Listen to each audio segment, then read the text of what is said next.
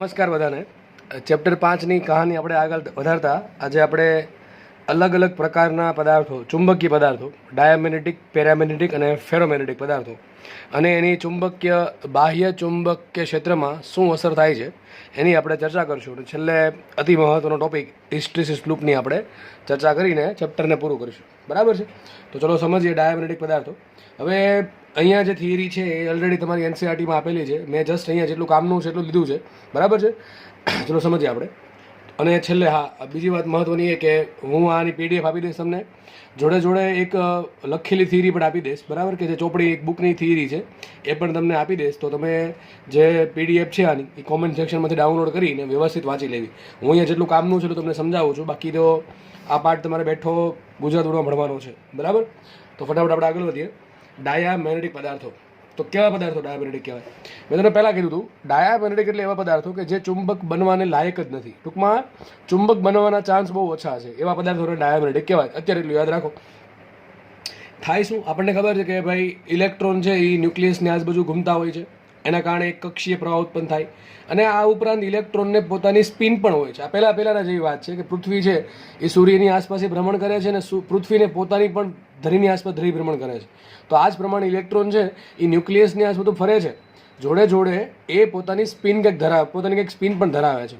બરાબર છે? તો આ આપણે જોયેલું છે કે કોઈ વિદ્યુતભાર છે, ક્યુ વિદ્યુતભાર એ કોઈ ન્યુક્લિયસની આસપાસ ફરતો હોય, અથવા કોઈ વિદ્યુતભાર ક્યુ છે એ કોઈ વી જેટલા વેગથી ગતિ કરતો હોય વર્તુળાકાર ગતિ, તો એની ખુદની ચૂડામો ઉત્પન્ન થાય છે.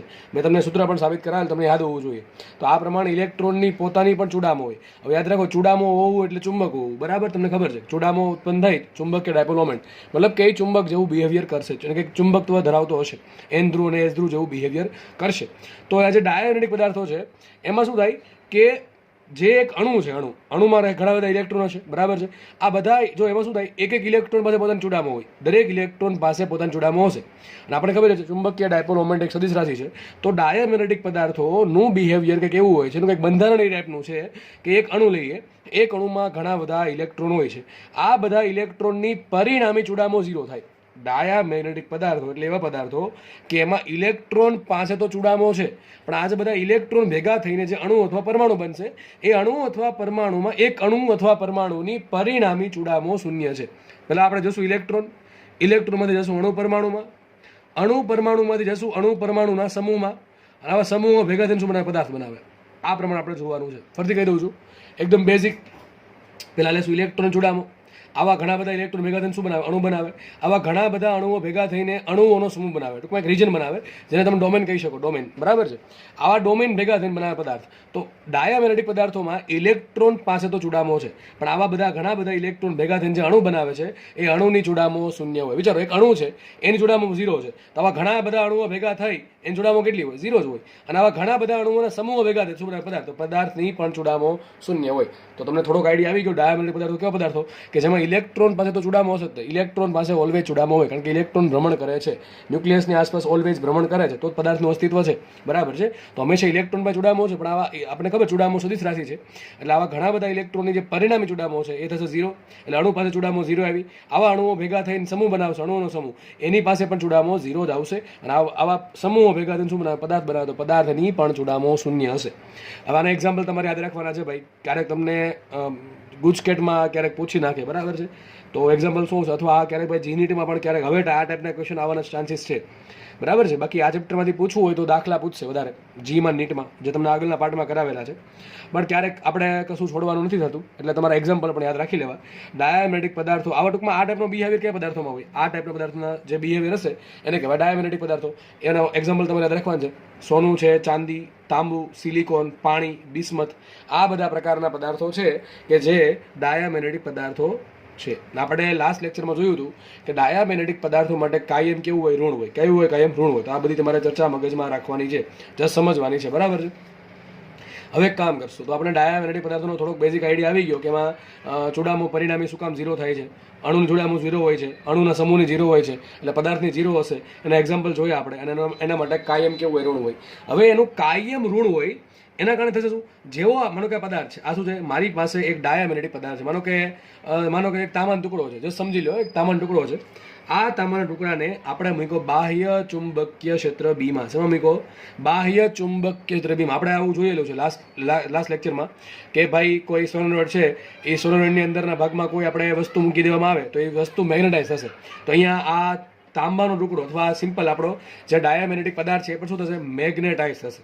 હવે આ મેગ્નેટાઇઝ એ પ્રમાણે થશે, એનું કાયમ કેવું છે? ઋણ. યાદ રાખજો, કાયમ ઋણ હોવાના કારણે એમાં જે ચૂડામો ઉત્પન્ન થશે એ એવી રીતે ઉત્પન્ન થશે હંમેશા કે જે બાહ્ય ચુંબકીય ક્ષેત્ર છે એની વિરુદ્ધ દિશામાં ચૂડામો આવે. બહુ મહત્વની લાઈન બોલું છું, મગજમાં ઉતારી દેજો કે જ્યારે ડાયામેગ્નેટિક પદાર્થને બાહ્ય ચુંબક ક્ષેત્રમાં મૂકવામાં આવે ત્યારે એ થોડોક મેગ્નેટાઇઝ થશે.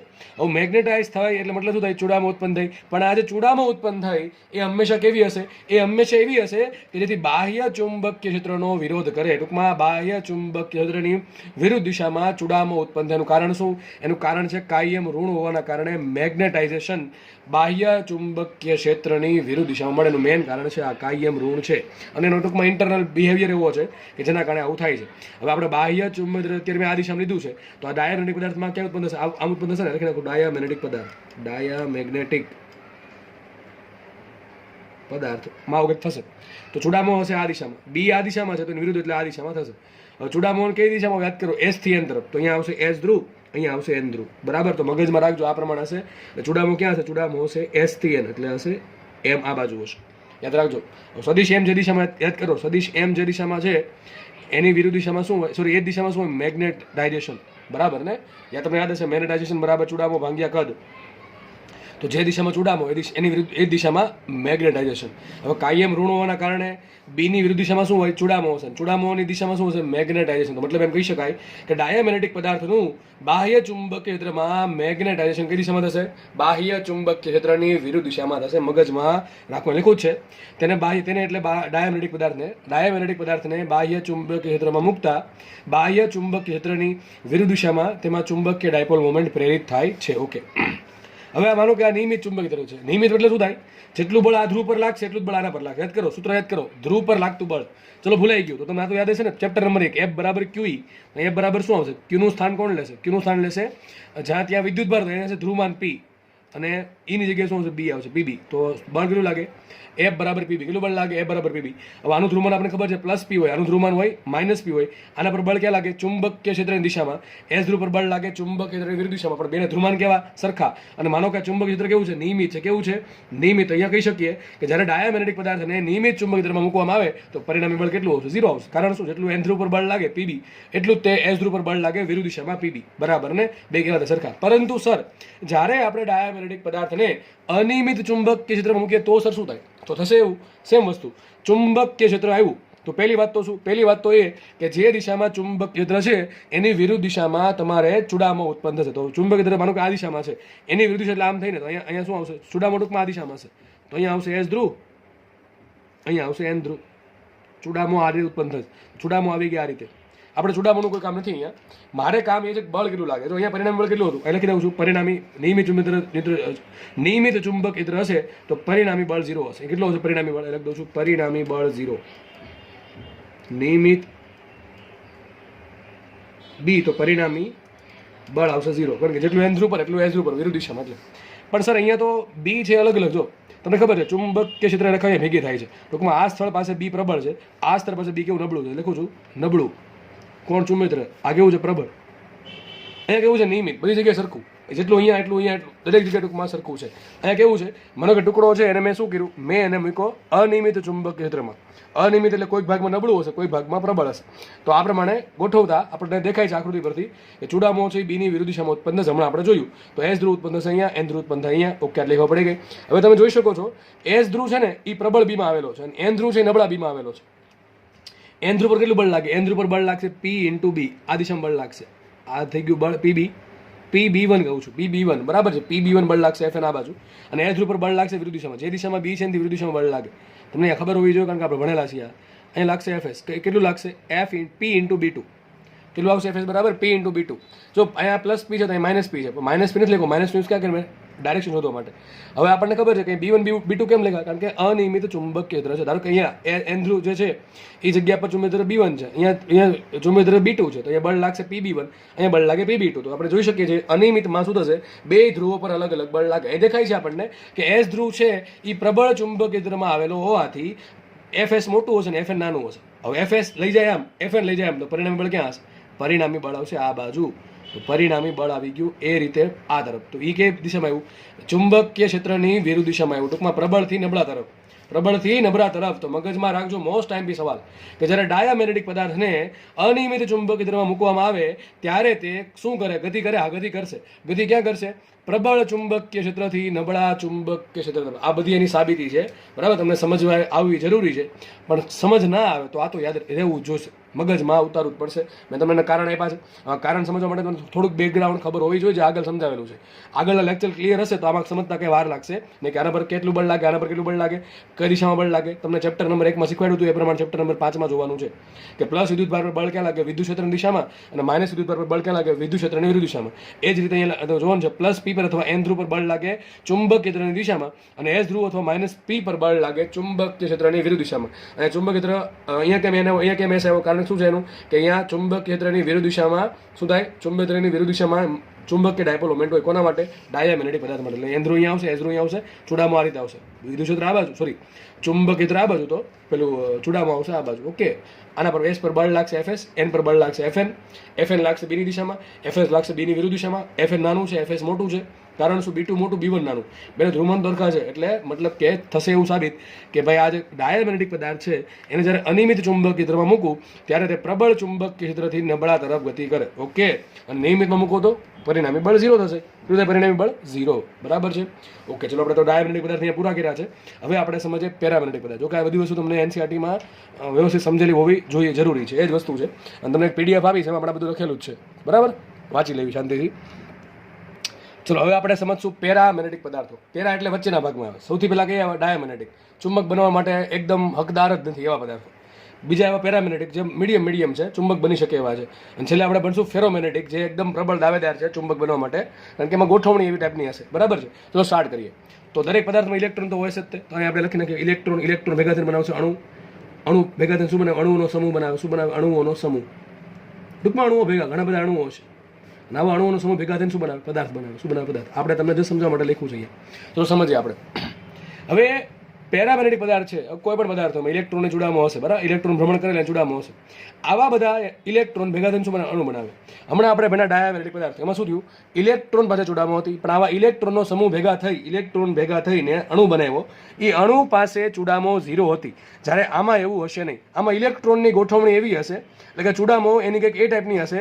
ચૂડામો સદિશ રાશિ છે, સદિશ સરળ કરવો પડે. જે પેરામેગ્નેટિક પદાર્થો છે એમાં ઇલેક્ટ્રોન પાસે ચૂડામો તો ડેફિનેટલી દરેક પદાર્થ પાસે હોય. હવે આ ચૂડામોની ગોઠવણી એવી હશે કે જેથી અણુ ઇલેક્ટ્રોન ભેગા થઈને જે અણુ બનાવે છે આ અણુની પરિણામી ચૂડામો 0 નહીં હોય. યાદ રાખજો, પેરામેગ્નેટિક પદાર્થમાં એક અણુ પાસે ચૂડામો હોય છે. એ ઇનશોર્ટ સાબિત શું થયું કે પેરામેગ્નેટિક પદાર્થમાં એક અણુ પાસે ચૂડામો હોય. ડાયામેગ્નેટિકમાં શું હતું? ઇલેક્ટ્રોન પાસે હતી, પણ આવા ઇલેક્ટ્રોન ભેગા થઈને કે ગોઠવણી એ ટાઈપની થઈ કે એક અણુ જે બનશે ને એ અણુ પાસે ચૂડામો નહીં હોય. જ્યારે પેરામેગ્નેટિકમાં ઇલેક્ટ્રોન પાસે ચૂડામો છે. આ ઇલેક્ટ્રોનની ગોઠવણી, ઇલેક્ટ્રોનના સ્પિનની ગોઠવણી એ ટાઈપની છે કે આવા ઇલેક્ટ્રોનની ભેગા થવાથી જે અણુ બને છે એ અણુની ચૂડામો કંઈક છે, 0 નથી. પણ આવા ઘણા બધા અણુઓ ભેગા થઈને જે સમૂહ બનાવશે એ સમૂહની ચૂડામો 0 છે. સમજ પડે કે નેક્સ્ટ સ્ટેપ આગળ વધવાનું છે. ઇલેક્ટ્રોન પાસે ચૂડામો હશે, ડાયામેગ્નેટિકમાં એક અણુ પાસે 0 હશે, પેરામેગ્નેટિકમાં એક અણુ પાસે હશે. પરંતુ આવા અણુઓની ગોઠવણી કંઈક એ ટાઈપની હોય. એક અણુને આમ હોય, એક અણુની આમ હોય, એક અણુની આમ હશે, એક અણુની આમ હશે. ટૂંકમાં ઇન શોર્ટ કહેવા એમ માંગુ છું કે પરિણામી ચૂડામો સદિશ સરળો 0 થશે. તો આવા અણુઓના સમૂહ પાસે ચૂડામો કેટલી હોય? 0 હોય. એટલે પદાર્થ પાસે કેટલી હોય? 0 હોય. ત્યાં લખ્યું છે ઇલેક્ટ્રોન પાસે ચૂડામો હશે, ઇલેક્ટ્રોન પાસે ચૂડામો હશે, એક અણુની ચૂડામો હશે એટલે શૂન્ય નથી. પણ આવા અણુઓના સામૂહિક ચૂડામો કેટલી હશે? શૂન્ય હશે. અને પદાર્થની ચૂડામો કેટલી હશે? 0 હશે. અને એક્ઝામ્પલ તમારે યાદ રાખવાનું છે. એલ્યુમિનિયમ, આવું એમાં જોવા મળે, ટૂંકમાં આમાં જોવા મળે છે. Aluminium, sodium, calcium, STPA oxygen. બરાબર છે? પછી આપણે આ લાસ્ટ લેક્ચરમાં ભણ્યા હતા કે એના માટે કાયમ કેવું હોય? ધાનું હોય. ચલો હવે આપણે ચર્ચા કરીએ કે માનો કે બાહ્ય નિયમિત ચુંબકીય ક્ષેત્રમાં મૂકું છું. શેમાં મૂકું છું? મારી પાસે એક પેરામેગ્નેટિક પદાર્થનો ટુકડો હતો. સપોઝ કે આપણી પાસે એલ્યુમિનિયમની એક નાનકડી પટ્ટી છે, સમજી લો. આ એલ્યુમિનિયમની પટ્ટી શેમાં આવશે? પેરામેગ્નેટિક પદાર્થમાં. તો પેરામેગ્નેટિક પદાર્થનો એક ટુકડો છે, એને આપણે મૂક્યો છે બાહ્ય ચુંબકીય ક્ષેત્ર Bમાં. બરાબર છે. હવે આપણે અહીંયા જોયું કે એનું કાયમ કેવું હોય? ધન હોય. કાયમ ધન હોવાથી થશે એવું કે જે દિશામાં બી લાગુ પાડ્યું છે એ જ દિશામાં એની ચૂડામો પ્રેરિત થાય. તો ચૂડામો કઈ દિશામાં આવશે? બીની દિશામાં. તો મારે એસ ધ્રુવ એન ધ્રુવ એ ટાઈપના આપવા પડે કે જેથી એની ચૂડામો કઈ દિશામાં આવે? બીની દિશામાં. પહેલાં કરતાં એક્ઝેક્ટલી અપોઝિટ. ડાયામેગ્નેટિકમાં એક્ઝેક્ટલી અપોઝિટ હતું. કારણ શું? એનું કાયમ ઋણ હતું એટલે એ પ્રમાણે હતું. એ કાયમ ધન છે તો બધું બીની દિશામાં આવશે. તો એસ ધ્રુવ આવશે અહીંયા, એસ ધ્રુવ ડેફિનેટલી અહીંયા આવશે, એન ધ્રુવ આવશે અહીંયા. કેમ આવું કર્યું? આવું એટલા માટે કર્યું કે ચૂડામો હંમેશા ક્યાં હોય? એસ થી એન. તો ચૂડામો હશે બીની દિશામાં રાખવા માટે મારે ચૂડામો અહીંયા આવશે. સદિશ એમ આ બાજુ આવશે, સદિશ બી પણ એ દિશામાં છે. તો જે દિશામાં સદિશ બી છે એ દિશામાં સદિશ એમ ચૂડામો હોવી જોઈએ. તો લખું છું, બાહ્ય નિયમિત ચુંબકીય ક્ષેત્રમાં મૂકતા બાહ્ય ચુંબકીય ક્ષેત્રની દિશામાં ચુંબકીય ડાયપોલ મોમેન્ટ એમ પ્રેરિત થાય છે. ટૂંકમાં એનો એસ ધ્રુવ અહીંયા આવશે, એન ધ્રુવ અહીંયા આવશે, એસ થી આ પ્રમાણે આવશે. તો જે દિશામાં બી છે એ દિશામાં ચૂડામો એમ છે. આ પ્રકારનો પદાર્થ હશે પેરામેગ્નેટિક. એનું કારણ શું આમ થવાનું? કાયમ ધન હોવાના કારણે. શું છે? કાયમ ધન છે એટલે આવું થયું. ઓકે, ચલો. તો સર આ તો વાત કરીએ આપણે નિયમિત ચુંબકીય ક્ષેત્રની. નિયમિત ચુંબકીય ક્ષેત્ર એટલે પરિણામી બળ કેટલું હોય? નિયમિત બી હશે, નિયમિત બી માટે પરિણામી બળ કેટલું હશે? 0 હશે. કેમ બળ 0? એસ ધ્રુવ પર બળ લાગશે પીબી. કઈ દિશામાં? આ દિશામાં લાગશે. એન ધ્રુવ પર બળ લાગશે બીની દિશામાં એટલે કે આ દિશામાં લાગશે. અહીં કેટલું બળ લાગે? પીબી. અહીં કેટલું બળ લાગે? પીબી. આના માટે પણ પ્લસ, આના માટે બી, આના માટે પી. બે માટે પી કેવા હરખા છે? હા, ભલે માઇનસ પી છે, પ્લસ પી છે, પણ માઇનસનો યુઝ આપણે કર્યો દિશા શોધવા માટે. તો આનું ધ્રુવમાન પી, આનું ધ્રુવમાન પી. જેટલું ચુંબક અહીંયા છે એટલું જ અહીંયા છે. કારણ શું? નિયમિત છે એટલે. બે જગ્યાએ પી હરખા, બે જગ્યાએ બી હરખા. તો પીબી નો ગુણાકાર બે જગ્યાએ હરખો એટલે પરિણામી બળ 0. પણ હવે સર વાત કરીએ આપણે એ કે માનો કે પેરામેગ્નેટિક પદાર્થનો ટુકડો, મતલબ કે ધારો કે એલ્યુમિનિયમનો એક ટુકડો છે. આ ટુકડાને હું બીમાં તો મૂકું છું, પણ બી કેવું છે? અનિયમિત બી. કેવું છે? કેવું છે? બી અનિયમિત બી છે. ટૂંકમાં દરેક જગ્યાએ બીની વેલ્યુ કેવી છે? અલગ અલગ છે. માનો કે આ પ્રમાણે બી છે કે ભાઈ આ જગ્યાએ બી ચુંબકીય રેખા આ પ્રમાણે ફેલાયેલી છે અને આ બાજુ જાઓ નજીક નજીક આવે. માનો કે થોડુંક દોરો ભૂલ છે, આ પ્રમાણે આવશે નજીક નજીક. બરાબર છે? આ પ્રમાણે નજીક નજીક આ ટૂંકમાં નજીક થાય છે. અને નજીક હોય ને આ બી કેવું હોય? પ્રબળ હોય. જે ખુલ્લી હોય ને કેવું હશે? નબળું હશે. ટૂંકમાં માનો કે ચુંબકીય આ પ્રમાણે છે. હવે આમાં આપણે હમણાં જોયું કે પેરામેગ્નેટિક તમે બીમાં મૂકો એટલે એમાં શું થાય? ચૂડામો પ્રેરિત થાય. ચૂડામો કઈ રીતે પ્રેરિત થાય? બીની દિશામાં. ટૂંકમાં બીની દિશામાં આવશે એ પ્રમાણે આવશે. ધારો કે અહીંયા એવું એસ ધ્રુવ, અહીંયા એવું એન ધ્રુવ, તો ચૂડામો આવશે આ દિશામાં. ઓકે, ચૂડામો આ દિશામાં આવી. ઓકે, આપણે વાત કરું છું બળનું. કેટલું બળ લાગશે એસ ધ્રુવ પર? એસ ધ્રુવ પર બળ ક્યાં લાગે? જે દિશામાં ચુંબક ક્ષેત્ર છે એની વિરુદ્ધ દિશામાં ટૂંકમાં બળ લાગશે આ બાજુ. આ બાજુ બળ લાગશે. એ દોર્યું છે મેં. એફએસ લાગશે આ બાજુ અને એફએન લાગશે આ બાજુ. આ હશે એફએન બળ, આ હશે એફએસ બળ. એફએસ કેટલું હશે? લખી દઉં છું ઉપર. એફએસ લખી દઉં છું, પી ઇન્ટુ ધારો કે બી1 છે, અહીંયા એફએન છે ધારો કે પી ઇન્ટુ બી2. જો બેના ધ્રુવાંત તો હરખા જ છે, પ્લસ પી સોરી માઇનસ પી પ્લસ પી, પણ બે અહીં ધારો કે ચુંબકીય બી કેટલું છે? બી1 છે, અહીં કેટલું છે? બી2 છે. કેમ હું કહી શકું? અરે ભાઈ અનિયમિત છે. અનિયમિત તો મતલબ જ એમ થાય કે દિશા દરેક જગ્યાએ અલગ અલગ છે, વેલ્યુ પણ અલગ અલગ છે, એટલા માટે અનિયમિત છે એટલે આવું થશે. તો અહીંયા પીબી1 લાગ્યું, અહીંયા પીબી2 લાગ્યું. આપણને દેખાય છે કે એસ ધ્રુવ છે હવે નબળા ચુંબક ક્ષેત્રમાં છે એટલે બી1 નબળું છે, બી1 નાનું હશે, અને એન ધ્રુવ છે એ પ્રબળ ચુંબક ક્ષેત્રમાં છે એટલે બી2 મોટું છે, બી1 નાનું છે. મતલબ તો એમ થયો કે એફએસ છે એ નાનું છે અને એફએન કેવું છે? મોટું છે. એફએસ કેવું છે? નાનું છે, કારણ કે બી1 નાનું છે અને એફએન કેવું છે? મોટું છે. મતલબ શું થયો? એક બળ લગાડે, એફએસ એને આમ ખેંચે, એફએન આમ ખેંચે, પણ એફએન મોટું છે પદાર્થ ક્યાં જાય? પરિણામી બળ હશે આ બાજુ. પરિણામી બળ હશે કઈ દિશામાં? જુઓ, ચુંબકીય ક્ષેત્રની દિશામાં. ક્યાં હશે? ચુંબકીય ક્ષેત્રની દિશામાં. મતલબ શું થયો કે આ મતલબ આ સવાલ પૂછાય તમને કે જ્યારે તમે પેરામેગ્નેટિક પદાર્થના ટુકડાને જ્યારે અનિયમિત ચુંબક ક્ષેત્રમાં મૂકો ત્યારે શું થાય? તે નબળા ચુંબકીય ક્ષેત્રથી પ્રબળ ચુંબકીય ક્ષેત્ર તરફ ગતિ કરે. મતલબ પહેલા કરતા ઊંધું. પહેલા એટલે કયો? ડાયામેગ્નેટિક કરતા તદ્દન ઊંધું આવે, કારણ કે ડાયામેગ્નેટિક માટે કાયમ કેવું હતું? ઋણ હતું. અહીં કેવું છે? ધન. અહીંયા ચૂડામો ક્યાં આવશે? બીની દિશામાં. ત્યાં શું હતું? બીની વિરુદ્ધ દિશામાં. એટલા માટે ત્યાં એસ ધ્રુવ અહીંયા હતો, એન ધ્રુવ અહીંયા હતો. એસ ધ્રુવ ક્યાં હતો? પ્રબળમાં. એન ધ્રુવ ક્યાં હતો? નબળામાં. અહીંયા શું છે? એન ધ્રુવ પ્રબળમાં છે અને એસ ધ્રુવ સોરી એન ધ્રુવ પ્રબળમાં છે અને એસ ધ્રુવ નબળામાં છે, એટલે એસ ધ્રુવ પર ઓછું બળ લાગે, એન ધ્રુવ પર વધારે બળ લાગે, એટલે બળ ટુકડો ક્યાં જશે? ટુકડો જશે નબળા ચુંબક ક્ષેત્રથી પ્રબળ તરફ. પણ ભાઈ આમાં કેવું હોય? આજે બળ લાગે ને ભાઈ એ બહુ ઓછું હોય. બળ કેવું હોય? ઓછું હોય. એટલે કદાચ લાગે ગતિ થાય નહીં. ગતિ ક્યારે થશે? માનો કે ઘર્ષણવાળી સપાટી છે તો ભાઈ ઘર્ષણ બળનો સામનો કરે એફએસ મેક્સિમમનું, એટલું બળ આ બાજુ લાગે તો પછી ગતિ દેખાય. બાકી ગતિ ઘણી વખત દેખાય નહીં, કારણ કે શું થાય? આ બળ બધા નાના હોય અને બળ મોટા કરવા માટે પ્રબળ ચુંબકીય ક્ષેત્ર હોવું જોઈએ તો બળ દેખાય, બાકી દેખાય પણ નહીં. તો તમારે ટૂંકમાં યાદ રાખવાનું છે કે ક્યાંથી ક્યાં ગતિ થાય. તો શું આવશે? પેરામેગ્નેટિકમાં ગતિ થાય નબળાથી પ્રબળ. ક્યાંથી થાય? નબળાથી પ્રબળ. હવે એટલે શું છે કે ભાઈ નબળાથી પ્રબળ તરફ ગતિ થશે. હવે આમાં થાય એવું કે ભાઈ માનો કે આપણે ટુકડાને મૂકીએ છીએ અહીંયા, તો ચૂડામો છે ક્યાં છે? બીન દિશામાં છે. તો એ શું કરે ખબર છે? જે બાહ્ય ચુંબકીય રેખા છે ને એ પેલા શું કહેવાય?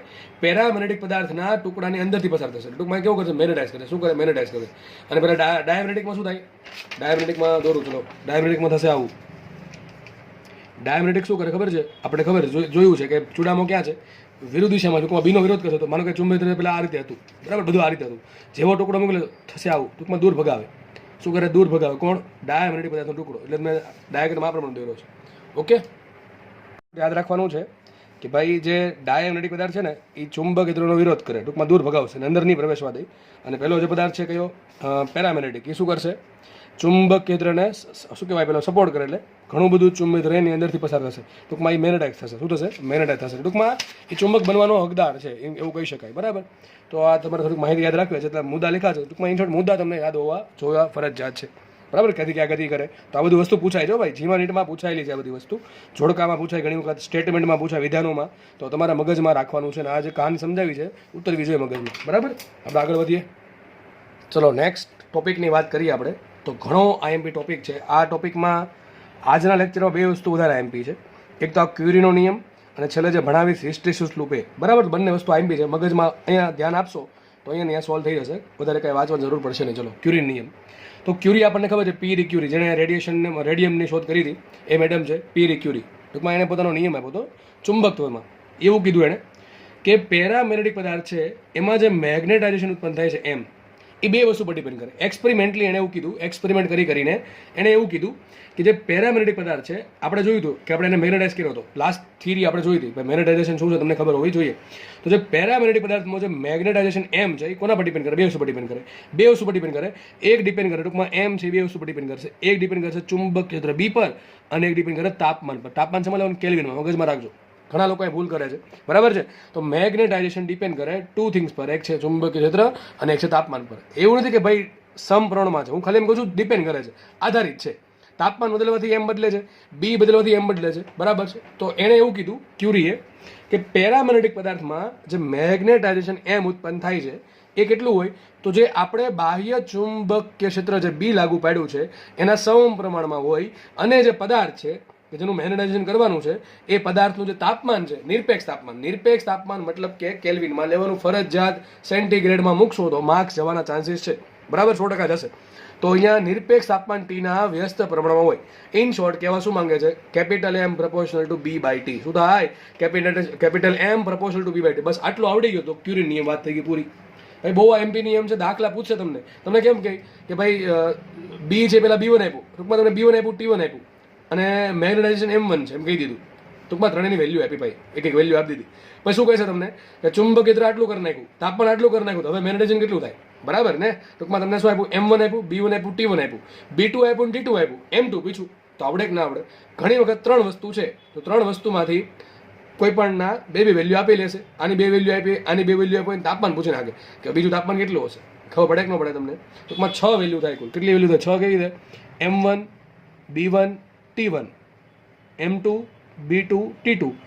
નોર્મલ ત્રણ તો તમે આપી જશે ભાઈ. પહેલા એક પદાર્થ છે એના માટે બી આટલું લાગુ પડ્યું, તાપમાન આટલું છે, ત્યારે મેગ્નેટાઇઝેશન આટલું, M1 જેટલું છે. હવે એનું તાપમાન આટલું કરી નાખવામાં આવે ત્યારે મેગ્નેટાઇઝેશન જેટલું થાય તો બી કેટલું હશે. ટૂંકમાં તમને આ ત્રણ વેલ્યુ આપી હશે. આ ત્રણમાંથી કોઈ બે વેલ્યુ આપી ત્રીજી વેલ્યુ પૂછી હોય. દાખલા આવડે કે ન આવડે? સૂત્ર કયું? M proportional to B by T. M proportional to B by T ભૂલવાનું નથી. તાપમાન લેવાનું છે કેલ્વિનમાં. એક કામ કરીએ, આપણે નિયમને આગળ વધારીએ. તો અહીંયા જે મેગ્નેટાઇઝેશન એમ છે એ પ્રપોર્શનલ ટુ આવશે બી બાય ટી. હવે પ્રપોર્શનાલિટી કાઢીને આપણે મૂકીએ ઇક્વલ ટુ, તો કંઈ કોન્સ્ટન્ટ આવે કે ના આવે? તો લખું સૂત્ર એમ બરાબર CB બાય ટી. જે સી શું છે? ક્યુરીનો અચળાંક છે. અને ઘણી વખત પૂછે પ્રશ્ન તમને આવો, તો ઘણાને ન આવડે કે ક્યુરીના અચળાંકનો એકમ જણાવો. જો કે પૂછ્યું નથી ક્યારે આવો, પણ ભવિષ્યમાં પૂછાય તો તમને આવડી જવો જોઈએ. એમ બરાબર CB બાય ટી. એમ શું છે? મેગ્નેટાઇઝેશન. એકમ શું એનો? એમ્પિયર પર મીટર. ખબર હોવી જોઈએ ભાઈ. સી ને આપણે કરતા બનાવશું. બી શું છે? ટેસ્લા. ભાઈ તાપમાન ટેસ્લા છો. ટેસ્લા શું છે? It is tesla. અને તાપમાનનો એકમ થાય કેલ્વિન, નિરપેક્ષ છે એટલે. તો શું આવશે સીનો એકમ? એમ્પિયર કેલ્વિન પર મીટર ટેસ્લા. તો મગજમાં રાખજો, કોઈ નહીં આવડે, તમને આવડશે. એટલે જેણે નહીં કર્યું હોય, આવું ગોખવું હશે એને તકલીફ પડે. તો ક્યુરીનો અચળાંકનો એકમ શું આવે? એમ્પિયર કેલ્વિન છેદમાં મીટર ઇન્ટુ ટેસ્લા. ટેસ્લાને તમારે જો કે ફેરવવું પડે ન્યૂટનમાં, તો તમે આગળનું કામ તમારું આપ્યું જોઈએ. MLT શું આવશે એનું? ક્યુરીના અચળાંકનું MLT તમારે જાતે લખવાનું છે. જો એમ્પિયર તો મૂળભૂત રાશિ, કેલ્વિન પણ મૂળભૂત રાશિ, ટૂંકમાં એકમ થઈ ગયો, મૂળભૂત એકમ થઈ ગયો. મીટર પણ મૂળભૂત એકમ થઈ ગયો. ટેસ્લા કાઢવું પડે. ટેસ્લા માટે તમને શું કીધું તું? યાદ રાખજો. ટેસ્લાને તમને યાદ ન હોય તો આમાં જવાનું. F બરાબર Q into V cross B. આમે જઈ શકો છો. અથવા ચેપ્ટર 4માં ઘણા બધા બળના સૂત્રો આપેલા છે. બરાબર છે. તો તમે આ પણ આપી શકો. F બરાબર IL ક્રોસ B. તો આ થઈ ગયું ન્યૂટન, આ થઈ ગયું એમ્પિયર મીટર ને ટેસ્લા. તો શું આવે? ન્યૂટન પર એમ્પિયર મીટર. એસો મૂકો ન્યૂટન પર એમ્પિયર મીટર જશે ઉપર, કરી શકો જાતે ટ્રાય, બરાબર. કે એબિલિટી શું ને એનો એક્ઝેક્ટ એકમ શું આવે, બરાબર. ટૂંકમાં તમારે એકમ છે ને એનો ન્યૂટનમાં લાવવાનો છે, અને પછી એકમ લાવવાનું છે ન્યૂટનને, પછી કરી નાખવાનું છે કિલોગ્રામ મીટર સેકન્ડ સ્ક્વેરમાં. ટૂંકમાં છેલ્લો એકમ લાવવાનું છે મૂળભૂત એકમ એનો એક્ઝેક્ટલી. આટલું તમે કામ જાતે કરજો, એના પરથી બનાવજો એમએલટી. તો ક્યુરીનો અચળાંક કોણ છે? સી છે. સૂત્ર શું આવી ગયું? એમ બરાબર CB/T, બરાબર છે. મોટા ભાગના દાખલા પૂછે, મેં તમને કીધું આપણે આ ટાઈપના દાખલા હોય છે ભાઈ, પૂછાય છે ભૂતકાળમાં દાખલા પૂછાયેલ છે આવા ઇઝી દાખલા, ખબર નથી હોતી લોકોને કે આ ક્યાં આવે છે. ક્યુરીન નિયમ ક્યાં આવે? ચેપ્ટર નંબર 5 માં ચુંબકત્વમાં આવશે, M proportional to B/T. Okay, તો એ લખું M બરાબર CB/T. હવે આપણને ખબર છે, આપણે એવું ભેડા હતા કે મેગ્નેટાઇઝેશન જે M છે ને એની વ્યાખ્યા શું હતી કે પદાર્થમાં જે ચૂડામો ઉત્પન્ન થઈ, પ્રેરિત ચૂડામો ભાગ્યા કદ, યાદ છે ને? તો કેપિટલ M બરાબર શું આવે? મેગ્નેટાઇઝેશન બરાબર શું આવે? ચૂડામો ભાગ્યા કદ. તો એક કામ કર્યો, મને કહો ચૂડામો બરાબર શું આવે? મેગ્નેટાઇઝેશન ગુણ્યા કદ. પણ જુઓ કદ તો કેવું હોય, એક વખત પદાર્થ નક્કી કરી નાખો કદ થઈ જાય કેવું ઓછું, તો લખાય આમ. શું લખાય? M proportional to small m. Capital M મતલબ કે મેગ્નેટાઇઝેશન ઇઝ પ્રપોર્શનલ ટુ આવશે ચૂડામો M. Magnetization M is proportional to ચૂડામો M. તો મતલબ કે આ જે સૂત્ર છે કેપિટલ M, એની જગ્યાએ હું સ્મોલ m પણ લખી શકું. સૂત્ર મને આવું મળી ગયું, તમારે આ મગજમાં રાખવાનું છે. જો આપણે આ એક્સ્ટ્રા છે, ક્યુરીન નિયમ એ પતી ગયો, ક્યુરી આવું નથી કીધું કે આવું બધું થાય છે, આપણે ભણ્યા છીએ પાછળ, એટલે આપણે કહી શકીએ. ટૂંકમાં દાખલા આવા પૂછશે તમને, બરાબર છે. તો સાબિત શું થયું? સાબિત એવું થઈ ગયું કે મેગ્નેટાઇઝેશન M proportional to પ્રેરિત ચૂડામો small m proportional to B/T. શું આવશે? proportional to B/T. એક્ઝેક્ટ સૂત્ર શું આવે સ્મોલ m નું? વિચારો. સ્મોલ m બરાબર, વિચારો, કેપિટલ M બરાબર શું લખાય? M/V. શું લખાય? V. તો V ક્યાં જશે? આ બાજુ, તો લખાશે CB/V/T. લખવું હોય તો આવું લખી શકાય, પણ હવે કામ નથી, કારણ કે દાખલા પૂછતા નથી. પૂછે તમારે શું કરવાનું? પહેલા મેગ્નેટાઇઝેશન શોધી નાખવાનું, અથવા મેગ્નેટાઇઝેશન એમની જગ્યાએ શું લખવાનું? M/V. તો ગોખવું પડે નહીં. તો સ્મોલ m બરાબર CB/V/2. હવે C કેવો? અચળાંક, એટલે અચળ થઈ ગયો. V અચળ, તો લખાઈશું M proportional to B/T. In short તમારે યાદ રાખવાનું છે capital M proportional to small m proportional to B/T. કોઈ પણની જરૂર પડે. એ તમને ઘણી વખત આવું આપે, કેપિટલ M1 ને સ્મોલ m1 નો આપે, સોરી કેપિટલ M1 ને કેપિટલ M2 નો આપે, સ્મોલ m1 આપે ને સ્મોલ m2 આપે. ટૂંકમાં તમને મેગ્નેટાઇઝેશન ન પૂછે, શું પૂછે? ચૂડામો પૂછે. તો આપણે આમાં આવી જવાનું, સૂત્ર તો આ જ આવશે, M proportional to B/T અથવા small m proportional to B/T. મગજમાં રાખવું. IMP પેજ છે ભાઈ, હકીકત કહું છું IMP પેજ છે, લખ્યું જ છે IMP, ને કાંઈ આવું કાંઈ ખાસ છે નહીં. આવડશે કે નહીં આવડે? બધાને આવડવું જોઈએ, ફરજિયાત આમાં માર્ક જવા જોઈએ નહીં, કોઈ હિસાબે ના જવા જોઈએ, બરાબર. ઇઝી ચેપ્ટર છે. ઓકે, તો આપણે આગળ વધીએ. હવે ક્યુરીન નિયમને થોડોક આગળ વધારીએ. તો આપણે હમણાં ભણ્યા કેપિટલ M બરાબર CB/T, અને કેપિટલ M બરાબર શું લખાય? M/V. ચૂડામો ભાગ્યા કદ, તો ચૂડામો બરાબર લખાશે CVB/T. હમણાં સમજાવું એ જ વસ્તુ છે. આપણે આને આગળ વધારવાનું છે. કેપિટલ M બરાબર CB/T આપણે ભણ્યા. હવે આપણે એવું ભણેલા છીએ કે કેપિટલ M બરાબર CB/T. આમાં જે B છે ને, B શું છે? બાહ્ય ચુંબકીય. શું છે? બાહ્ય, જે લાગુ પડ્યું છે ને એ છે. આપણે ભણી ગયા હતા લાસ્ટ લેક્ચરમાં કે ભાઈ B બરાબર શું આવે? B બરાબર આવશે μ0 ઇન્ટુ H. સોરી, શું છે? B બરાબર μ0 ઇન્ટુ H. તો આપણે કામ કરીએ, B બરાબર મૂકી દઈએ μ0 ઇન્ટુ H. તો આવી ગયું μ0 ઇન્ટુ H/T.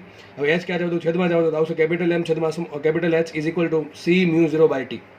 C કેવા અચળ? μ0 કેવા અચળ? T શું છે? તાપમાન. પણ સાહેબ M/H ને કહેવાય કાયમ. તમને યાદ હશે M બરાબર કાયમ ઇન્ટુ H લખાય. શું લખાય? M બરાબર કાયમ ઇન્ટુ H. તો M/H બરાબર શું લખાય? કાયમ. તો અહીં શું લખી શકું? કાયમ લખી શકું. તો સૂત્ર આવી ગયું કાયમ બરાબર C μ0/T. શું આવે? C μ0/T. તો આના પરથી ખબર શું પડી આપણને? ખબર એવી પડી, નીચે લખું દઉં છું, એને કામની વસ્તુ છે કે કાયમ ઇઝ પ્રપોર્શનલ ટુ 1/T. આ પણ કામની વસ્તુ છે. શું લખાય? કાયમ પ્રપોર્શનલ ટુ 1/T. C કેવા અચળ? μ0 કેવા અચળ? તો વધુ શું? T. પણ T શું છે? નિરપેક્ષ તાપમાન. હજી કહું છું, નિરપેક્ષ તાપમાન છે. તમને પ્રશ્ન પૂછે કે ભાઈ આટલા તાપમાને કાયમ આટલું છે, તો આટલા તાપમાને કાયમ કેટલું હશે? તો તમને કાયમ શોધતા આવડવું જોશે. બસ સિમ્પલ વસ્તુ છે કે ભાઈ 1/કાયમ 1 છેદમાં કાયમ 2 બરાબર શું આવશે? T2/T1 આવશે. તો T2/T1 ની કિંમત, T2 ની કિંમત મૂક્યું કેલ્વિનમાં, T1 ની કિંમત મૂક્યું કેલ્વિનમાં. હવે તમને ખબર છે કે કાયમ બરાબર શું લખાય? કાયમ બરાબર લખાય μr-1. યાદ છે ને? μr બરાબર કાયમ +1. તો કાયમ બરાબર μr-1. તો μr-1 બરાબર શું આવશે? C μ0/T. તો 1 ઘણી વખત આ બાજુ લાવો તો શું આવશે? μr બરાબર C μ0/T +1. આ સૂત્ર તમને MCQમાં પૂછે કે ભાઈ જે સાપેક્ષ પરમિટિવિટી છે, સોરી સાપેક્ષ પરમિબિલિટી μr, એનો તાપમાન સંબંધ શું છે? તો તાપમાન સંબંધ એ ટાઈપનો આવશે. શું આવશે? μr બરાબર C μ0/T +1. અને કાયમનો સંબંધ શું આવે? C μ0/T. એમાં યાદ રાખજો ખાસ, આ કાયમ પ્રપોર્શનલ ટુ શું આવશે? 1/T. શું આવશે? 1/T. ઓકે, ચલો, તો આપણે આટલી આઈડિયા આવી ગયો છે. હવે આ થિયરી થાય છે પ્યુરી. ટૂંકમાં ક્યુરીનો નિયમ અહીંયા થઈ ગયો પૂરો. થોડા આગળ વધીએ. એક બીજી થિયરી છે આમાંનામાં, સંતૃપ્ત મેગ્નેટાઇઝેશન. માનો કે મારી પાસે એક લોખંડની ખીલી છે. આ લોખંડની ખીલીને મારે બનાવી છે ચુંબક. તો હું શું કરીશ? એને મૂકી દઈશ એક સોલેનોઇડમાં. હવે શું કરીશ, સોલેનોઇડમાં ઉત્પન્ન કરી સોલેનોઇડમાં પસાર કરી પ્રવાહ પસાર થવાથી સોલેનોઇડમાં ઉત્પન્ન થશે ચુંબકીય ક્ષેત્ર બી. શું ઉત્પન્ન થશે? ચુંબકીય ક્ષેત્ર બી ઉત્પન્ન થાય. હવે ચુંબકીય ક્ષેત્ર બી ઉત્પન્ન થવાના કારણે આપણને ખબર છે કે પેલી જે ખીલ્લી છે એ મેગ્નેટાઇઝ થશે. હવે વિચારો, જેટલી વધારે મેગ્નેટાઇઝ થાય એટલી વધારે ચુડામો પ્રેરિત થાય. ટૂંકમાં વધારે પ્રબળ ચુંબક બનશે. જેટલું કેપિટલ એમ મોટું એટલું સ્મોલ એમ મોટું. યાદ છે ને, capital M proportional to small M. જેટલું કેપિટલ એમ મોટું એટલું સ્મોલ એમ મોટું. ટૂંકમાં ચુડામો વધારે પ્રેરિત થાય. મતલબ કે વધારે ધ્રુવો પ્રબળ હશે એના, તો ખીલ્લીના ધ્રુવો વધારે પ્રબળ હશે. હવે એવું તો માનો કે મતલબ એમ થયું કે જેટલું કેપિટલ એમ મોટું એટલું ચુંબક વધારે સારું બનશે. તો આપણે કામ કરીએ, સર મારે કેપિટલ એમ બહુ મોટું જોતું છે, તો હું શું કરીશ? સીધો અચળ છે, જેટલું બી મોટું એટલું કેપિટલ એમ મોટું, જેટલું ટી નાનું એટલું પણ કેપિટલ એમ મોટું. તો એક કામ કરીએ, એ લખવું છે, જો બી વધારવામાં આવે, કોઈ પદાર્થ છે ખીલ્લી છે, એમાં જે આપણે બી ઉત્પન્ન કર્યું એ બી વધારવામાં આવે અને કોઈ પણ રીતે માનો કે ખીલ્લીનું તાપમાન ઘટાડવામાં આવે તો ખીલ્લી જે છે એનું મેગ્નેટાઇઝેશન કેપિટલ એમ વધશે. આવું કર્યા છે. એક કામ કરીએ, આપણે હજી બી વધારતા જઈએ, તાપમાન ઘટાડતા જઈએ, હજી બી વધારતા જઈએ, તાપમાન ઘટાડતા જઈએ, તો ધીમે ધીમે કેપિટલ એમ વધતું જશે. પણ શું ચાલુ રહેશે? ટૂંકમાં કેપિટલ એમ ઇન્ફિનિટી થઈ શકે? વિચારો, કેપિટલ એમ ઇન્ફિનિટી ના થઈ શકે.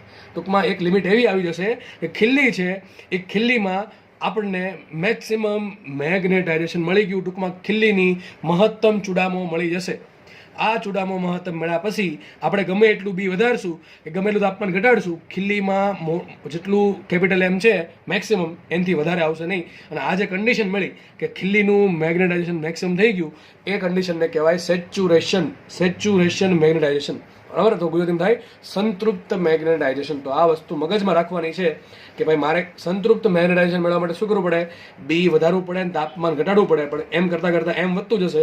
એમ વધવું થશે એમ મેક્સિમમ, અથવા એને કહેવાય એમ સેચ્યુરેશન. એસેટી મતલબ સેચ્યુરેશન. બરાબર છે? તો લખવું છે અહીંયા કે જ્યારે એમ કેટલું થઈ જાય, એમ મેક્સિમમ જેટલું થઈ જશે ત્યારે કેપિટલ એમ મહત્તમ હશે, મ્યુઆર મહત્તમ હશે અને કાયમ પણ મહત્તમ હશે. કારણ કે આપણને ખબર છે એમ બરાબર કાયમ ઇન્ટુ એચ. આપણે એચ વધારે, પ્રવાહ વધારે એટલે એચ વધશે. બરાબર? એટલે કેપિટલ એમ વધે. ટૂંકમાં સીધી વાત છે કે એમ વધુ એટલે કાયમ વધવાનું છે. અને એમ ખબર પડે કે તાપમાન ઘટ્યું એટલે કાયમ વધશે. તો જ્યારે સંતૃપ્ત મેગ્નેટાઇઝેશન મળે ત્યારે મેગ્નેટાઇઝેશન મહત્તમ હશે, સાપેક્ષ પરમિએબિલિટી મહત્તમ હોય, કાયમ મહત્તમ હોય, અને બીજું શું મહત્તમ હશે? ચુડામો પણ મહત્તમ હશે. અને પેરામેગ્નેટિક પદાર્થ સંતૃપ્ત મેગ્નેટાઇઝેશન પ્રાપ્ત કરે ત્યારબાદ ક્યુરીનો નિયમ જળવાતો નથી. ટૂંકમાં સંતૃપ્ત મેગ્નેટાઇઝેશન સુધી ક્યુરીનો નિયમ જળવાય છે, એની પછી જળવાતો નથી. યાદ રાખજો, સંતૃપ્ત મેગ્નેટાઇઝેશન થાય કોઈ પણ પેરામેગ્નેટિક પદાર્થ છે એનું તમે સંતૃપ્ત મેગ્નેટાઇઝેશન કરો ત્યાં સુધી ક્યુરીનો નિયમ જળવાય, એના પછી ક્યુરીનો નિયમ જળવાય નહીં. ટૂંકમાં તમે આવું ના કહી શકો કે એમ બરાબર સીબી બાય ટી, પછી સંબંધ અલગ આવે. એ તમારે અહીંયા ભણવાના નથી. કયા સંબંધ અલગ આવે કે ભાઈ તાપમાન અમુક લિમિટ કરતાં વધી જાય અથવા આ સેચ્યુરેશન થઈ જાય, એની પછી આ બધાનો સંબંધ શું છે એ આપણે કોઈ સિલેબસમાં છે નહીં. આપણે શું છે ક્યુરીના નિયમ સુધી સિલેબસમાં છે. તો વસ્તુ મગજમાં રાખવી. બરાબર છે? ખાસ યાદ રાખવું ભાઈ, બે વસ્તુ આમાંથી, કંઈક કાયમ પ્રપોર્શનલ ટુ 1/T અને એમ પ્રપોર્શનલ ટુ B/T. આમાંથી દાખલા પૂછાય છે વધારે. બરાબર છે? મગજમાં રાખવું. ક્યુરી નિયમ સૂત્ર બધા યાદ રાખજો, પુખ્તા નહીં સમજજો. ઓકે, આગળ વધીએ આપણે.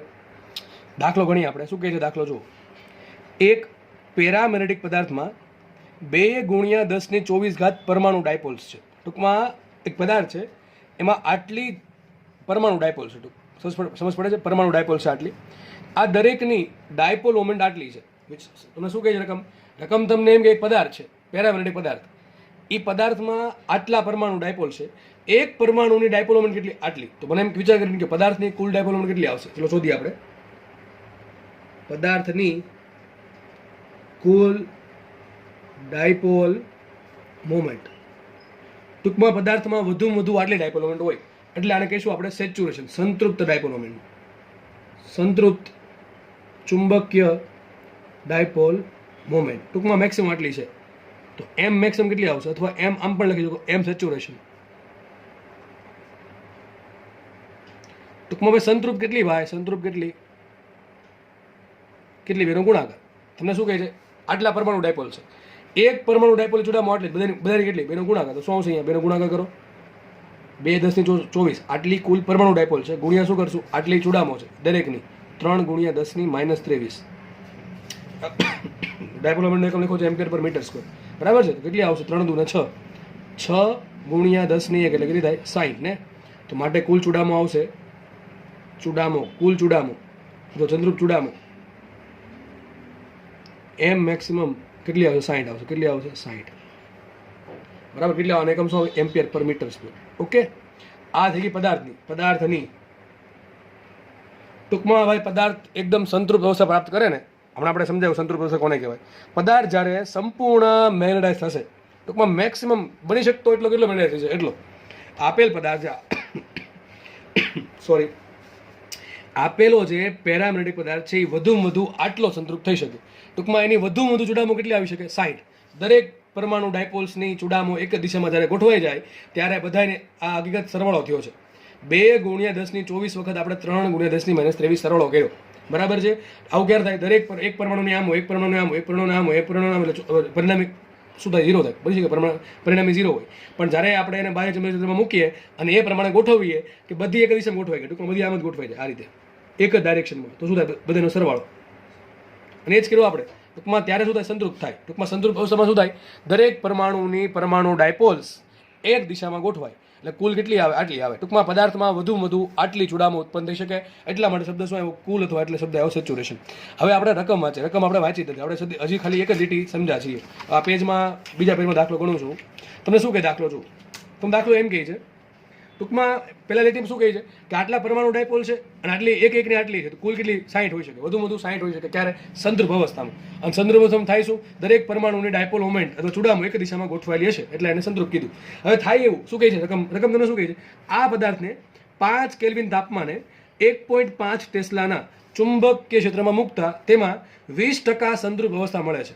આ ડાયપોલ મોમેન્ટ કેટલી છે? તો પેલો કેસ 1 કેસ 1 છે. શું કીધું? તાપમાન કેટલું આપ્યું? T1 આપ્યા છે આપણને 5 કેલ્વિન. ઓકે, 5 કેલ્વિન તાપમાન આપ્યું. B1 આપ્યું મને ચુંબક ક્ષેત્ર B1 કેટલું આપ્યું? 1.5 ટેસ્લા. 1.5 ટેસ્લા આપ્યું. તો ખબર એમ પડી આપણને કે આ કેસ આવું કરવાથી ટૂંકમાં આપણે એક પદાર્થ છે એનું તાપમાન આપણે 5 કેલ્વિન રાખ્યું અને એનું ચુંબક ક્ષેત્ર કેટલું બહારથી આપ્યું? 1.5 ટેસ્લાનું. આ પદાર્થનું તો થયું એવું એમાં કે એમાં જે ચુડામો ઉત્પન્ન કરી હતી 20% સંતૃપ્ત અવસ્થાની. ટૂંકમાં સંતૃપ્ત અવસ્થામાં જે મળતી હતી એની 20%. તો મને અહીં કેટલી મળે છે? અહીં ચુડામો કેટલી છે? 20% સેચ્યુરેશનના. આ તમને શું કહે ખબર છે? આ તમને એમ કહે છે કે આ પદાર્થનું તમે તાપમાન આટલું કરો, એનું બી આટલું કરો, તો એ પદાર્થમાં જે ચુડામો મળે કેટલી છે? એ ચુડામો તમને મળશે 20% સંતૃપ્ત અવસ્થાની. ટૂંકમાં સંતૃપ્ત અવસ્થામાં જે ચુડામો મળે છે એની 20% ચુડામો તમને અહીંયા મળે. હવે વિચારો સેચ્યુરેશનમાં કેટલી મળે? 60. કેટલી મળે? 60. તો 60 ના 20% શું થાય? તમને આવડવા જોઈએ. 20% ટકા કાઢવા માટે શું કરો? 16 ભાંગો 60 ભાંગા 5 કેટલી મળે? 12 એમ્પિયર પર મીટર સ્ક્વેર. શું મળે? 12 એમ્પિયર પર મીટર સ્ક્વેર. આ કહી દીધું આપણે M1. શું કહી દીધું? M1. ખબર પડે કે ન પડે? સમજ પડવી જોઈએ ભાઈ. વધુમાં વધુ કેટલી મળે? 60 મળશે. આ બેનો ગુણાકારથી આટલી ડાયપોલ મોમેન્ટ છે, આટલી ડાયપોલ મોમેન્ટ છે, આટલા કુલ ડાયપોલ, બેનો ગુણાકાર, તો સેચ્યુરેશનમાં વધુમાં વધુ કેટલી મળે? 60 મળે. 60 થી વધારે કઈ રીતે મળશે નહીં. અને 60 મળે ત્યારે શું થાય? બધી ડાયપોલ મોમેન્ટ એક દિશામાં ગોઠવાય.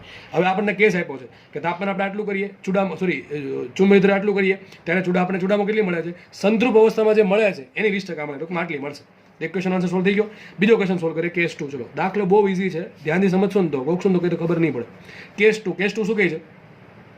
જો આ પદાર્થનું તાપમાન, જો તાપમાન પહેલા કેટલું હતું? 5 કેલ્વિન. હવે તાપમાન કર્યું 10 કેલ્વિન. ટૂંકમાં T2 આપ્યું મને. તાપમાન કરી નાખ્યું 10 કેલ્વિન અને ચુંબક ક્ષેત્ર કેટલું કરી નાખ્યું? પહેલા હતું 1.5 ટેસ્લાનું. કેટલું કરી નાખ્યું? 4.5. ટૂંકમાં B2 આવશે. B2 બરાબર આવશે 4.5 કેલ્વિન. કેટલું આવશે? 4.5 ટેસ્લા આટલું કરી નાખ્યું. તો ના ચુંબક મૂકવામાં આવે તો તેની ચુડામો શોધો. ટૂંકમાં હવે ડાયપોલ મોમેન્ટ કેટલી મળે? ટૂંકમાં મારે શોધવાનું છે M2. વિચાર કરો, M2 આવ્યું. M2 કઈ રીતે મળશે ભાઈ? વિચારો, આ પહેલાં તાપમાન 5 કેલ્વિન હતું, B હતું 1.5, તો ચુડામો મળી મને 12. હવે ક્વેશ્ચન એમ છે, આનું તાપમાન કરી નાખ્યું 10 કેલ્વિન, B કરી નાખ્યું 4.5, તો M2 કેટલા થાય? કઈ યાદ આવે? શું કરવું જોઈએ? શું આવે? એક નોંધ યાદ આવે. નોંધ જો લખી છે મેં તમારા માટે, નોંધ લખી છે. તમને રકમમાં નોંધ નહીં આપે, યાદ રાખજો. નોંધ બહુ મોસ્ટ આઈપી છે. રકમમાં જ્યારે તાપમાનની વાત હોય, ચુંબકીય ક્ષેત્રની વાત હોય, ચુંબકીય ડાયપોલ મોમેન્ટની વાત હોય, અથવા મેગ્નેટાઇઝેશન કેપિટલ M ની વાત હોય, તો ક્યુરીનો નિયમનો ઉપયોગ કરવો મોસ્ટ આઈએમપી વસ્તુ છે. હજી કહું છું, દાખલામાં જ્યારે તાપમાનની વાત હોય, દાખલામાં જ્યારે ચુંબકીય ક્ષેત્રની વાત હોય, તો પછી અને ત્રીજી કોની વાત હશે? કાં તો ડાયપોલ મોમેન્ટની વાત હશે, કાં તો મેગ્નેટાઇઝેશન કેપિટલ M ની વાત હશે, કાં તો સ્મોલ m ની વાત હોય, કાં તો કેપિટલ M ની વાત હોય. બરાબર છે? આ ત્રણેયની વાત હોય. એક જ ભાઈને એક જ બેનને યાદ કરવાના, ક્યુરી મેડમને. કોને યાદ કરવાના? ક્યુરી મેડમને. શું કીધું ક્યુરી મેડમ? વિચારો, તમને તાપમાન આપ્યું, યાદ કરો. કોનો દાખલો થઈ ગયો? દાખલાનો થઈ ગયો. તમને T1 ખબર છે, B1 ખબર છે, ને હવે આપણને M1 પણ ખબર છે. M1 ખબર છે ને? 20%. 20% કોના? સેચ્યુરેશનના. 60 ના 20% શું આવશે? 12 5 60. બરાબર ને? તો 12 આવશે. ઓકે, તો ત્રણેય ખબર છે. હવે મને બીજું શું ખબર? T2 ખબર છે, મને B2 ખબર છે. તો M2 મળે કે ના મળે? સર આરામથી મળે. હમણાં એક સંબંધ આપ્યો હતો. શું સંબંધ આપ્યો હતો? Capital M proportional to small m proportional two B/T. એ મારે કામ કરવું આનું છે, મારે આનું કામ, તો એનું લઈ લેશે. લખાઈશું આના પરથી, લખાશે આના પરથી M1 બાય M2 લખું છું ને, આપણે M2 શોધવાનું છે. M2 બાય M1 બરાબર ઊંધું અહીં સામસામું છે, એટલે B2 by B1, B2 by B1, અને વ્યસ્ત છે ઊંધું થઈ જશે T1 બાય T2. આટલી ખબર પડે કે ન પડે? માટે લખાય M2 બાય M1 બરાબર, ચલો B2 કેટલા છે? B2 છે B2 4.5, 4.5. B1 કેટલા છે? B1 છે 1.5, અહીંયા આવશે 1.5. T1 તાપમાન છે કેટલું? 5 કેલ્વિન. 5 કેલ્વિનના છેદમાં T1 છે 10 કેલ્વિન. ઓકે 10. તો વિચારો, 5 ભાગ્યા 10 2 આવશે બરાબર. ઉપર આવશે 4.5, નીચે આવશે 15 તરી 45 બરાબર. ઉપર 3 આવી ગયા, 3 ભાગ્યા 2 શું આવશે? 1.5 બરાબર ને? શું આવશે? 1.5. તો માટે M2 બરાબર કેટલા આવશે? M2 બરાબર આવશે 1.5 ઇન્ટુ M1. M1 કેટલા છે? 12. તો શું આવશે અહીંયા? 1.5 ગુણ્યા 12, 12 ગુણ્યા 2, 18 થાય ને? 18 એમ્પિયર પર મીટર. આ તો આવી ગયો તમારો જવાબ. તો આટલી ચૂડામો થાય. વિચારો, આવડે કે આવડે? એકદમ ઈઝી વસ્તુ છે. તો ક્વેશ્ચન શું છે? જ્યારે તાપમાન કરી નાખું 10 કેલ્વિન અને ચુંબકીય કરી નાખું 4.5 ટેસ્લા, ત્યારે ચૂડામો કેટલી હશે? આટલી હશે, 18 એમ્પિયર પર મીટર સ્ક્વેર. બીજો ક્વેશ્ચન પૂછો છે આમાં, તો કેટલા ટકા સંતૃપ અવસ્થાના છે? ટૂંકમાં આ તમારે ટકામાં શોધવાની છે કે ભાઈ આ છે એ કેટલા ટકા સંતૃપ અવસ્થાના. બહુ આરામથી આવડે. 60 જેટલી હોય ચૂડામો, 60 એમ્પિયર પર મીટર સ્ક્વેર. તો સંતૃપ અવસ્થા કેટલી? 100% હોય કે ન હોય? 100% હોય કે ન હોય? તો મારી પાસે કેટલી છે? 18 જ છે. 18 એમ્પિયર પર મીટર સ્ક્વેર કેટલા ટકા આવશે? અથવા અહીંથી ખબર પડે કે જ્યારે 12 હોય, 12 ચૂડામો, ત્યારે 20% થાય, તો 18 કેટલા ટકા થાય? એમ પણ મળી જાય. તો તમે આટલું જાતે કરી શકો છો. M2 બરાબર શું આવશે? 100 ગુણ્યા 18 ભાગ્યા આવશે 60 બરાબર. 6 તેરી 3 અહીંયા મીંડું, એટલે 30% આવે. ટૂંકમાં ચૂડામો હવે થઈ ગયા 30%. પહેલાં ફરીથી દાખલો આખો કહી દઉં છું, બહુ દાખલો ઇઝી છે. તમને શું કહે છે? આટલા પરમાણુ ડાયપોલ છે, આટલી પરમાણુ ડાયપોલ છે, અને દરેકની આટલી ડાયપોલ મોમેન્ટ છે. ટૂંકમાં બેનો ગુણાકાર કરો તમને શું મળે? 60 મળશે. ટૂંકમાં વધુમાં વધુ પદાર્થમાં 60 જેટલી ચૂડામો મળી શકે, એટલે કહેવાય સંતૃપ્ત ચૂડામો. હવે આપણે શું કર્યું? પદાર્થ છે એનું તાપમાન કરી નાખ્યું 5 કેલ્વિન. બહારથી ચુંબકીય દ્રવ્ય આપ્યું આપણને 1.5 ટેસ્લાનું.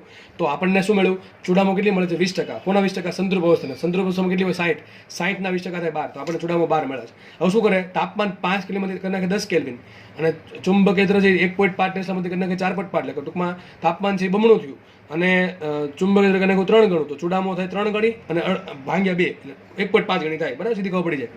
ઓકે, તો આટલી કેટલી ટૂંકમાં કેટલી મળશે? આપણને મળશે 18ની. આપણે શોનો યુઝ કર્યો? આ યુઝ કર્યો ક્યુરીનો નિયમ. શું યુઝ કર્યો? ક્યુરીનો નિયમ યુઝ કર્યો છે. એટલે આપણને કેટલી મળે? 18 મળે. 18 કેટલી છે? 60 ના 30% થાય બરાબર. તો આન્સર શું આવશે?